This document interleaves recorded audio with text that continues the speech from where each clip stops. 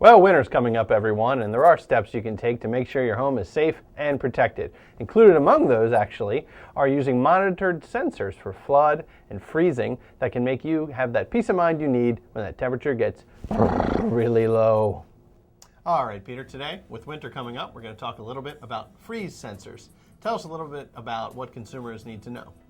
Well, freeze sensors are extremely important, Greg. And they're an important way for a customer to make sure that their furnace is working and that they're not at risk of having their pipes burst and have flooding in their home.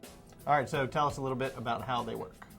Well, they work just like one of our heat sensors. For instance, a heat sensor trips when the heat reaches a certain point in the house and it lets you know. The freeze sensor works the other way.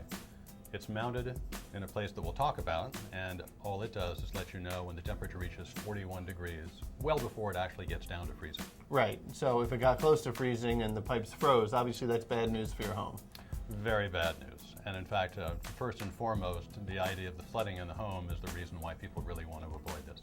If your pipes burst in your home, what can happen? Well, it can be pretty ugly. What happens is that as water freezes, it expands. That can actually crack the pipes. And as the water is frozen, it's not going anywhere until it thaws. Once it thaws, and for instance in a vacation home, that might not be until the spring, you won't even know that you've had a burst pipe condition. And the flooding could mean replacing your furnace and some other very significant damage.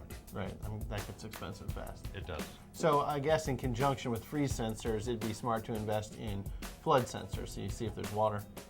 Absolutely. And flood sensors such as this, which will actually monitor water conditions in the home. A lot of people use these in basements, for instance, where their sump pump is. But it's not just about intrusion. We really only scratch the surface when we're looking at the alarm portion of the system. All right, so getting back to the freeze sensors, tell us where you put those in your house. Well, where you'd want to put them is anywhere that is susceptible to cold air entering and freezing pipes.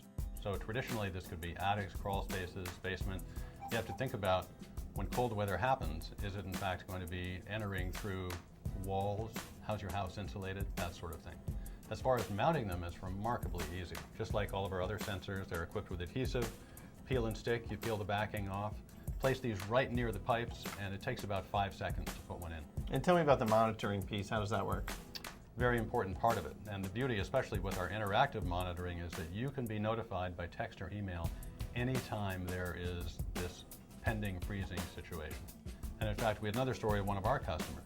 He had one of our freeze sensors that he dropped and he thought it might have been broken, so he asked us to send him a new one, which we were going to, and we in fact did, but while it was in the mail back to us, it actually indicated to him from his mailbox that the temperature had reached 41 degrees. Right, so it was working in that mailbox. You didn't really need a new one. These guys are tough to defeat. Right, okay. All right, so last question. Any other tips for homeowners as they get ready for winter?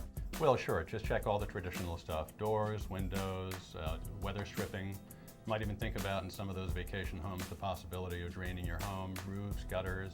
All right, so it sounds like add some monitored freeze and water sensors and you might be in great shape as the winter comes up. That's right. Thank you everyone for joining us for that FrontPoint podcast series. We'll see you next time.